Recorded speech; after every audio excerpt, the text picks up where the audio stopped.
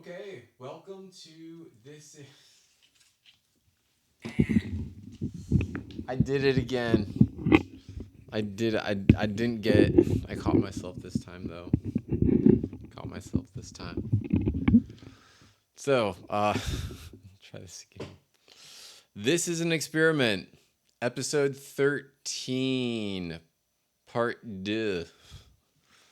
Episode 13, part two. I did episode 13 yesterday, and it was something like an hour and 15 minutes. And I was like wrapping it up in my last little like closing the episode out, and then it just stopped. It just stopped recording out of nowhere. And oh yeah, by the way, today is Monday. Technically, it's Monday, August 16th, 12:04 a.m., just past midnight. So it was Sunday, and now it's Monday, I guess. So anyway, I digress. Uh, I did episode 13 last night slash Sunday morning. It was late. It seems like I always do these after midnight.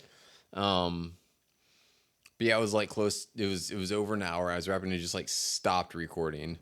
And I uploaded it, and I tried to upload it, and it didn't process. And so it turns out that because the video was cut off on its own, like it didn't get to like finish encoding the video file or something, and so it's like corrupt, whatever. So it doesn't play back and it doesn't upload, and so I don't know what how like I can't get it to open anywhere. I can get to play anywhere. I can't upload it. It's just like so I don't know if it's ever going to be recovered. I don't know if episode 13 is the original episode 13 is ever going to come back. If I figure it out at some point in the future, I might upload it. I might not. Because here's the thing, I got super juicy in that one.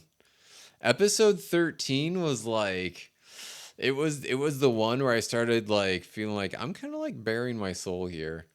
Um, I talked a lot. I talked about a lot of different things. And I'm going to do my best to kind of recap what some of those things are that came up for me because some of them are kind of important. Um, One of the things that came up for me is the predicament that I'm going to be in uh, with this experiment when I find myself in a romantic relationship, serious romantic relationship. Not like some girl that I'm like casually dating, but like I get a girlfriend, it's going to throw a major wrench into this in the future whenever I meet my girlfriend, um, whoever she may be, because the whole point of this, well, there's a couple different ways it could work out. The whole point of this is that I don't tell anybody about it, that this channel exists, and see what happens if people discover it on their own, right? That's the whole premise of this, is that I don't tell anybody that this exists, but I dump into it. Um, and so then I'm in a relationship, and I continue to have to keep doing this. And at some point, it's going to be either I stop doing it so I don't have to reveal the secret, um, and lie about it. Um, Option two is I, you know, don't tell her about it, which I mean, is it lying if you don't tell someone about something? I mean, there's a lot of gray zone in that kind of thing. So there's that. I keep doing it. I keep recording these videos. I keep posting them, and I just don't tell her that there's this, imaginary YouTube channel. I feel like doing that would take its toll on me because it'd be kind of like this double life thing, like this little, dirty little secret that I have. Um, Hey, who do you keep talking to? What are you doing with all of this stuff? Oh, it's just for me. Oh, well, But you should do something with it. I can't. Oh, well, why not? Well, because it's already a thing. I don't know. So I can either just not tell her about it, or I can tell her about it and be like, look, you can't tell anybody about this. And like trust that she's not going to tell anybody about it. Which gets significantly more complicated if I start dating someone seriously and then we break up and it becomes like the thing that she tells you, like, you wouldn't believe this. This weird dude that I dated for a little bit, he has a secret YouTube channel. Uh, so it's kind of like I stop doing it, I tell her about it, or I don't, don't tell her about it. Those are like the three options, basically. Um, so I'm not going to create a problem before it happens. Because the flip side of that is this thing fucking blows up randomly before I'm in a relationship, and it ends up being the thing that puts me in front of the eyes of the girl that I end up, dating and maybe marrying. I don't know. Who knows? You never know how things are going to work out until things work out in a certain way. And then you're like, oh, that's how it was going to work out. I was wondering this whole time. Time is funny like that. One of the other things that I was thinking about is, what that actually looks like of me, like, doing this until I die. What if no one ever discovers this? What if this becomes like, sorry, my dog's like licking himself. Come here. Come here. It's like if I do this, just consistently, and I never stop doing it ever, or at least until, technology becomes outdated or something, whatever. If I keep doing this until I die, all the way up until my deathbed, and nobody discovers it, and then it's like, does somebody randomly stumble upon it in the future? Does it get lost to time and space? Like, what happens to it? What happens to it after I die? What happened? Like, maybe I die, and then in my next life, I go in and I rediscover it. Right? I get reincarnated. I have a new life, and I somehow stumble upon this channel, and I feel like I know myself. Future David, that's not David anymore. You're probably have a different. If in 150 years no one has seen this, but then someone randomly stumbles upon that, I'm just gonna say that you're me in that hypothetical situation. Wouldn't that be funny? It's fun to think about. Who knows? Ideating and philosophizing, ruminating, um, all the infinite possibilities, the potentiality of any one given thing happening. I did the math too. I did the math on it. If I do an average time of each episode to 45 minutes per episode, and I do it on average 5 days a week, then it will end up as roughly 2,000 hours of video every 10 years.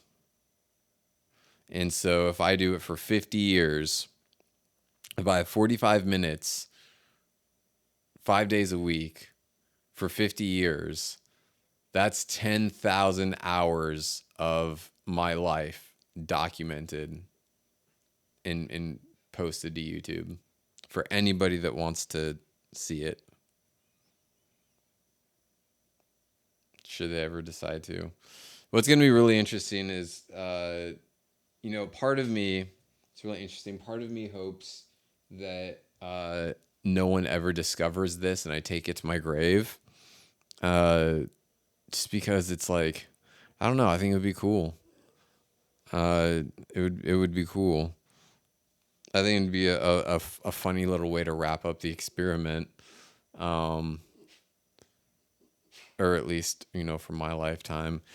But one of the things that I wonder too is it's like if this like takes off and becomes a thing and takes on a life of its own at some point, whether it be in the next next 2 weeks, next 2 months, next 2 years, next 2 decades, whenever like something may happen, somebody stumbles across this and they watch it and they're intrigued. They're like, yo, this is wild. This dude just like started dumping his entire life into this YouTube channel and didn't tell anybody about it and ran it as an experiment to see what would happen.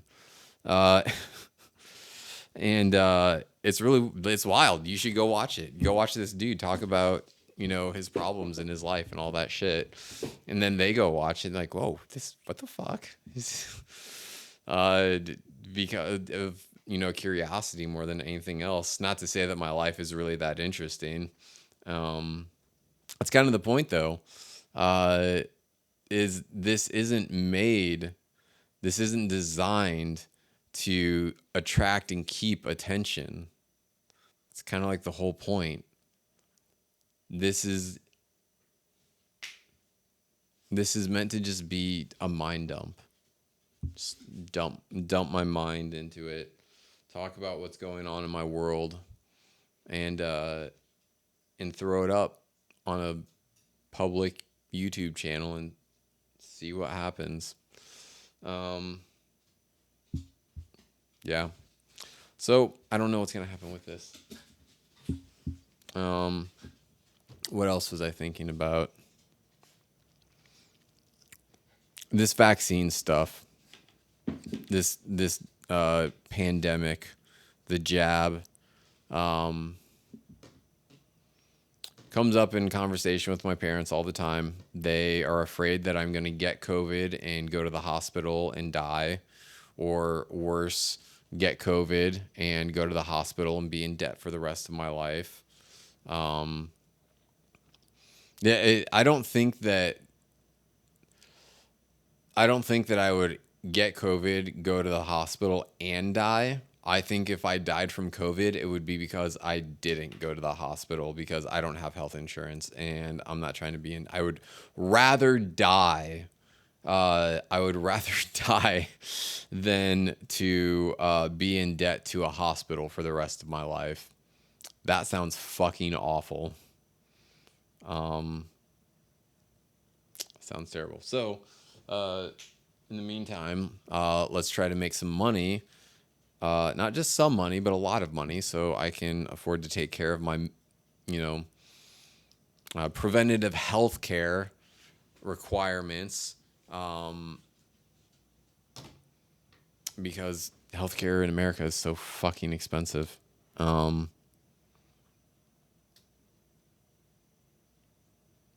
It's stupid. It costs $30,000 to give birth to a child in a hospital in America. There's something wrong with that. Like, if you don't look at that and like raise an eyebrow and like ask questions, like literally every other country in the world, when they hear that, they're like, it's fucking insane. It is insane. The fact that they cost $30,000 to have a baby, the baby tax. It's kind of what it is. You want to have a baby, you can do it, but you have to pay $30,000 to make it happen. All the hospital bills and all this stuff. I mean, it's wild, but it's normal here. What else was I talking about? It's everything about the whole vaccine thing is like, it just smells bad. Like, if you dig into some of the things that have happened, like the event, what was it? Event 201 or Event 21 or something like that, where they did a mock-up of sorry, my eyes are watering, I promise I'm not crying. Did a mock-up of what a pandemic would look like, and the name of it was COVID, and like all of these like emergency response, and it's just like it all smells, it all stinks. It smells disgusting. Stinks like stinky fish. I don't know what's going on, but I don't like it. and the new vaccine technology, the mRNA, the messenger RNA vaccine, where it teaches your body how to make a specific type of protein. I I don't. Yeah. I want to see the receipts. Let me see the receipts. Um I don't I'm not saying I don't trust it forever, but I'm saying I want to see history. I mean, there's people that I've, seen that have said, you know, yeah, I took it and I'm just fine. And I'm like, dude, it's been like 3 months. Um, that's the thing, is that it's like, okay, we can see that you took the vaccine, you had some mild side effects or major side effects, or died in some people's cases, which is very tragic. And people have minor side effects or major side effects, and then stabilizes, and then nothing for a month, 2 months, 3 months, 5 months, feeling fine, everything's good. Okay, cool. Let me see 6 months, 12 months, 18 months, 24 months down the road, and let me just make sure all of that shit is good too. Fuck, let's shoot for a whopping 5 years too. Why not? Let me see a good track record for this mRNA stuff. We're introducing a new technology. Like, if you think about it, every breakthrough technology had inherent flaws in it, right? Shit went sideways in some capacity. Every new technology. And it takes time. It takes time for these companies to like get through, all of that. And it's like, I don't trust the new technology. I don't trust it. That's all it is. That's all it is. Especially given the circumstances of all of this. If you agree with if you agree with the mainstream consensus, speak all you want. If you have something to say against it, you get silenced. You run the risk of losing your license. It just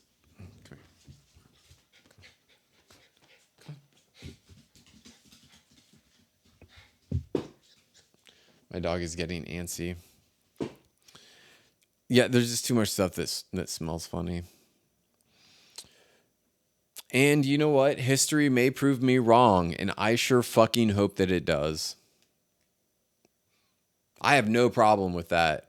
Look, I have absolutely zero qualms with 12 months, 18 months, 24 months, 36 months down the road being like, look, everything's fine. Nothing fell apart. The world is still spinning. People didn't die from long-term side effects of the vaccine. Okay, cool. Dope. We've got a new solution to a problem. Cool. We've got a new technology that we can use in healthcare. Awesome. Great. No problem with it. I just want to see the track record. There's too many little things at play that make me question what's actually going on. There's always, hindsight's always 50-50, right? Things that seem glaringly obvious once you get into the future, things when you're able to look back in certain events in life and put it within the context of what happened before it and then what happened after it, then those events have a different meaning. But in that moment, when you don't have the context of what happens after, then it's a completely different picture. right? You don't have the context. You don't have anything to, uh, you know, do anything with. I read an article from the CDC that they didn't have any actual, like, viral culture or something like that or whatever, and so they kind of just made a guesstimate of what that would look like, and use that as the basis for creating a vaccine for COVID. And they didn't actually have any sort of like isolated COVID virus. And I'm like, how do you create a vaccine for something that you don't actually have an isolate of? Look, I'm not a scientist. I don't claim to be. I'm not involved in, medical research in any of that. But I know enough to know that if you haven't isolated a disease in whatever, technical form it has to be to create a vaccine, and you create your best guess, I don't know, man. It just seems sketch. So,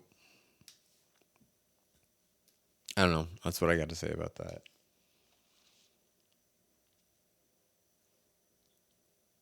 So, what's going on in my world? Well, I guess I'm writing a book now. I'm writing a book now. I entrepreneur friend of mine is a writing partner. He, was using the coach title for a while. I think so many people are getting tired of the coach thing because it's got such a like bad taste in the mouths of a lot of people because of the whole bastardization of the coaching industry. Everybody and their mom became a coach because the barrier of entry is so fucking low. And lots of those people don't know what the fuck they're talking about. They don't know what they're talking about. What makes you any different, David? Well, fucking look at me. I'm my own therapist right now. I'm my own coach. If I can coach myself, I can also coach other people. I am my first client. Right? I'm able to navigate the subconscious mind and find hidden connections in a way that most people cannot. I see things in people that most people cannot see.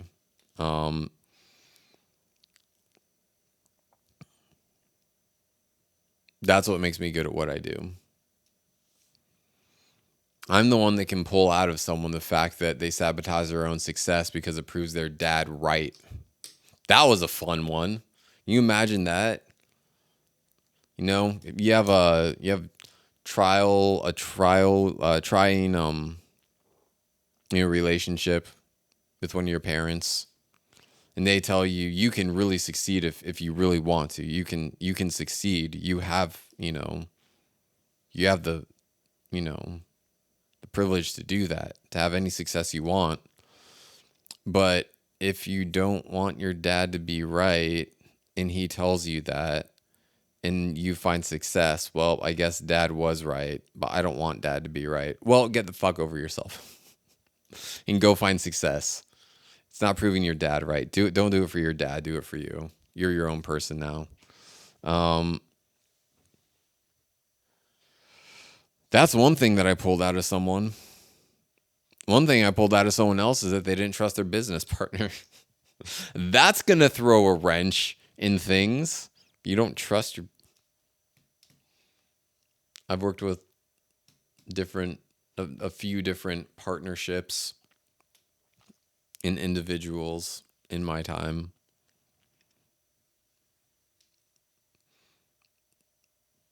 Yeah. Working with partners is always interesting. It's always interesting. What's so interesting is that they're always like, they're two peas in the same pod. I think that's how the phrase goes, but they're fun. Individuals are I prefer working with individuals over partners though, because with individuals, I can really probe deeply into their mind and like just wiggle around. Um, it's a whole thing. It's a whole thing. I digress. So I have a writing coach partner, writing partner. Basically, he helps people write books about areas that they're experts in.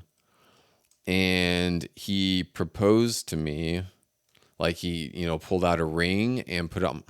I'm just kidding. He didn't actually.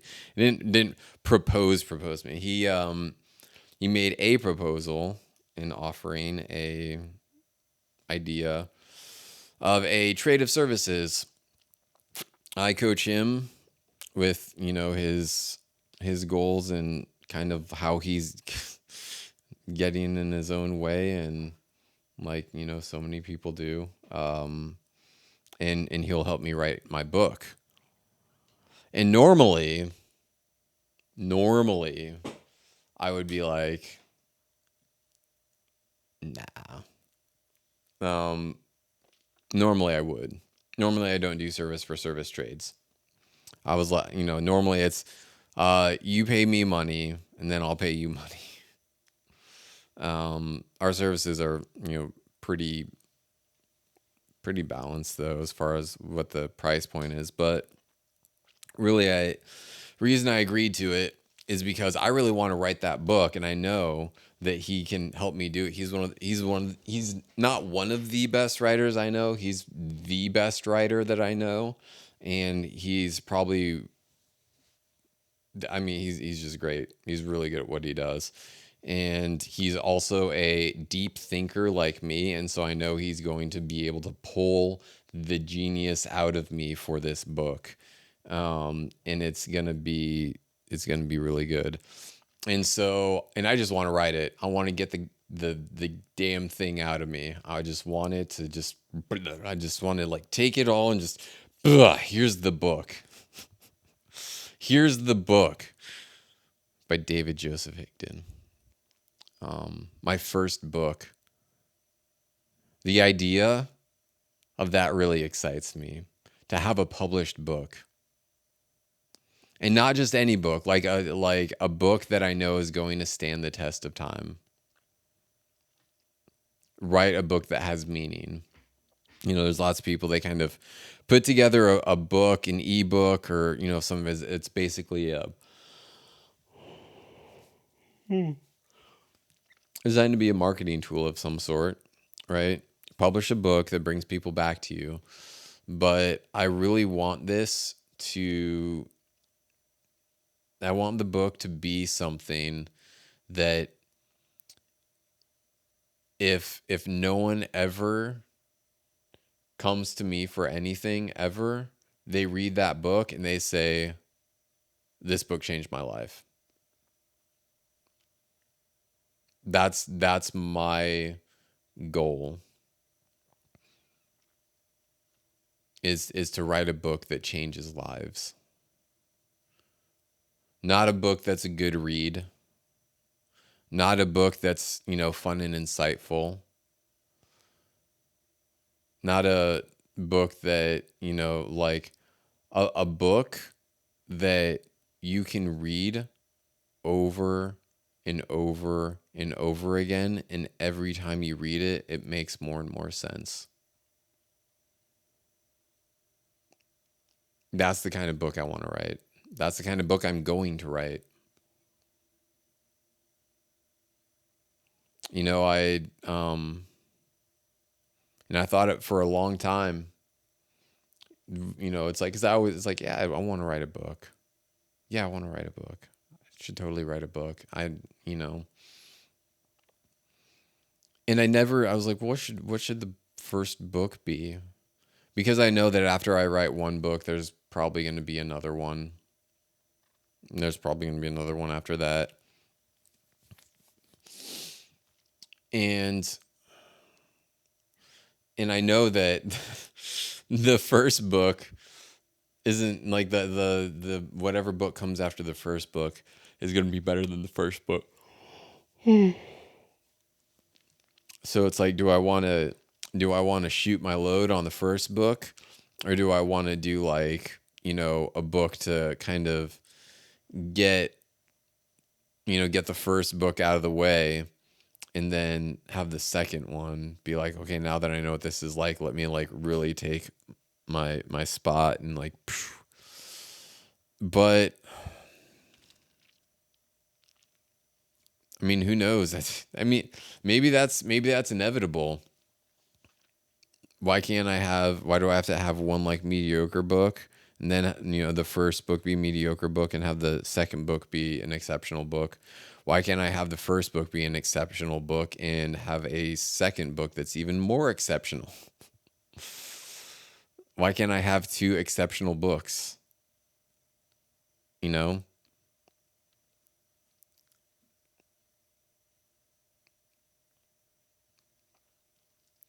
And kind of getting past that whole thought process of which book do I want to do first, or and right now it's like, it's not what book um should I write first, it's what book do I need to write first.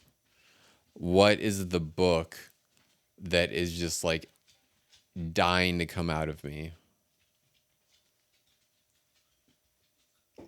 And that book is Master Your Mirror, by the same name as the program that I'm creating.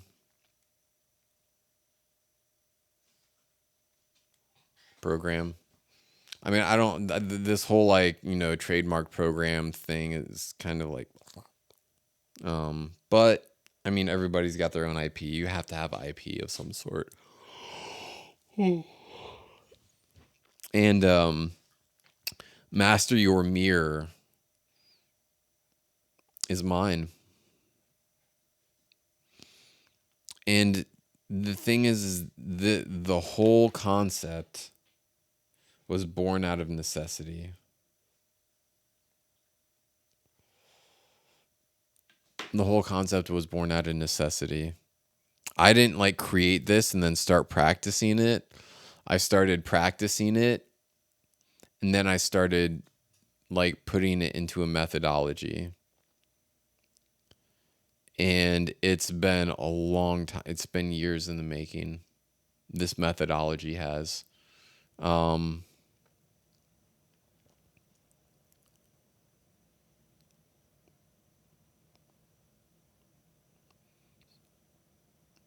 and it's going to get ripped off. That's the other thing. Part of the reason I don't want to put it out there is because I know that once I do, people are going to try to rip it off. Ooh. This is what coaching yourself looks like. Why haven't you wanted to put the idea out there? Because it's my idea. It's my baby. It's my life. This is my contribution to the world.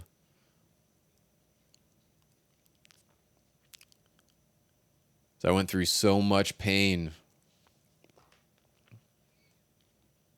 with my mental illness experience. And I didn't want to do life that way anymore. And so I had to start changing everything.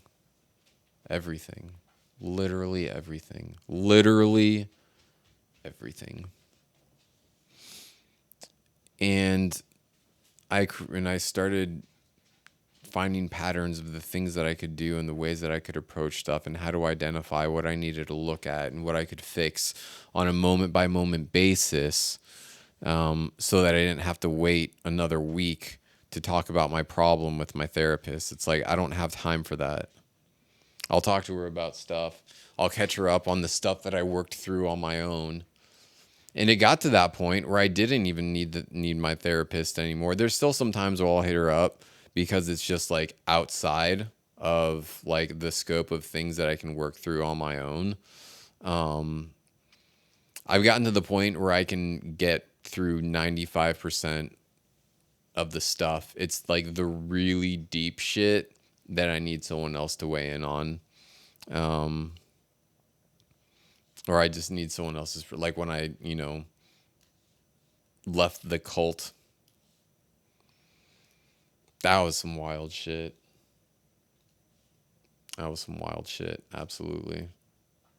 And I found my way back home to myself using the same system that I always have, that I always will.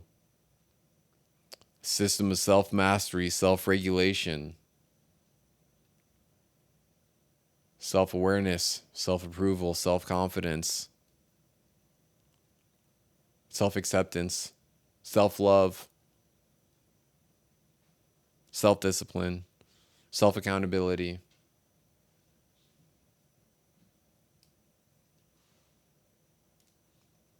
And it's messy and gross and really painful sometimes and cringy and ugly and but on the other side, better person for it.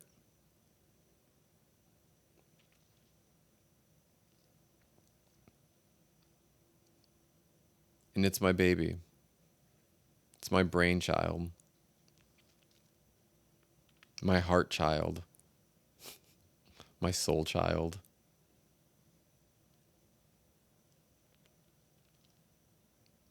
If I condensed, this book is going to be the me condensing a life philosophy, an approach to life that's like, I don't want to say nobody is talking about or nobody has talked about or nobody has written about or anything like that, because it's entirely possible. In fact, it's highly likely that I'm not the only one that has thought about this in this way. Maybe I'm putting different words to it. Who knows? But you know what they say, there's nothing new under the sun. It's entirely possible that I'm not the first person that's thought of this and that's doing this, but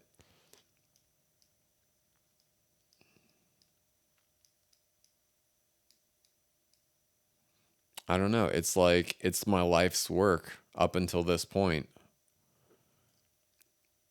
in putting it out. Here's the thing. This is I One thing I think that people have a fear around with writing a book and releasing it is, what if I write a book, release it, and no one buys it, or no one likes it, or everybody hates it, or everyone thinks it's dumb? I don't have that fear at all. I'm not afraid of that.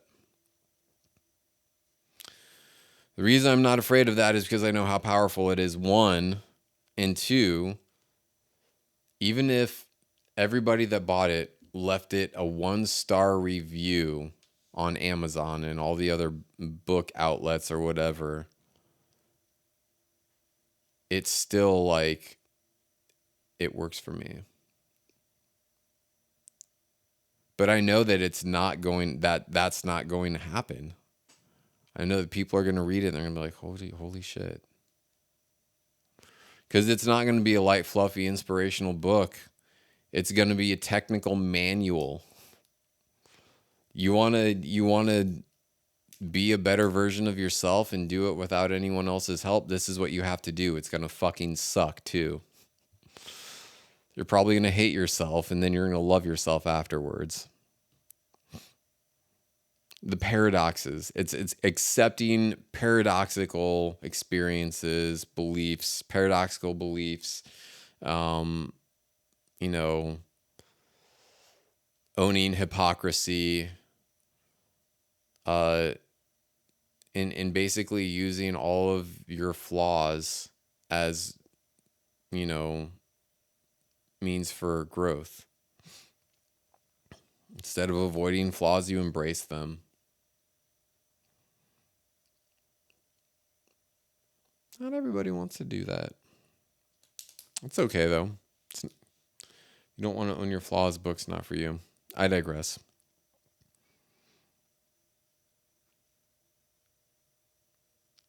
That is my biggest fear, I think. That I'm going to release this and someone's going to rip it off.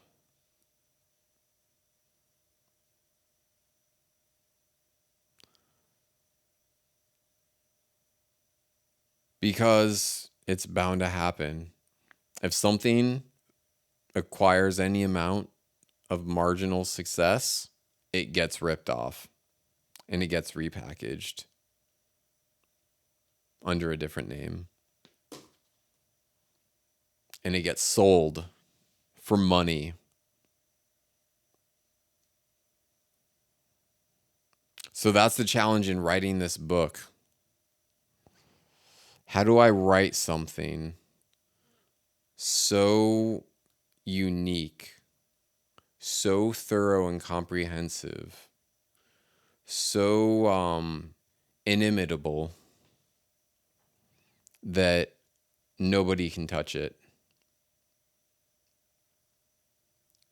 That if somebody tries to rip it off, someone's like, that sounds like David's book. Do you read David's book? This sounds like you're just talking about what David wrote about in his book.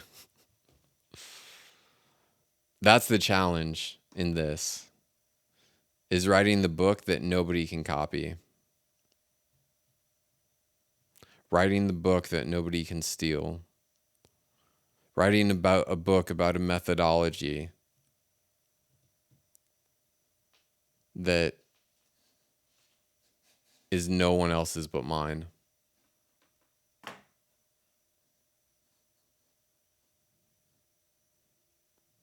I mean, I guess if I own it, no one else can have it, right? Bro, that's mine.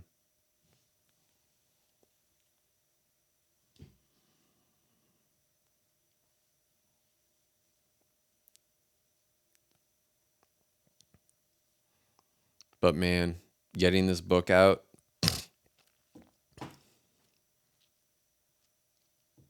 it's time. It's time to fucking write my book. It's time to write my book.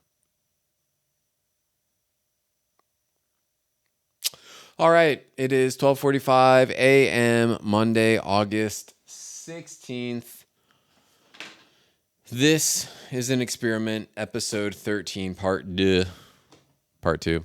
For those of you that don't speak French. For those of you that do speak French, if I said deux wrong, forgive me. I'm probably going to spell it wrong in the title and description, so forgive me for that as well. All right, bye.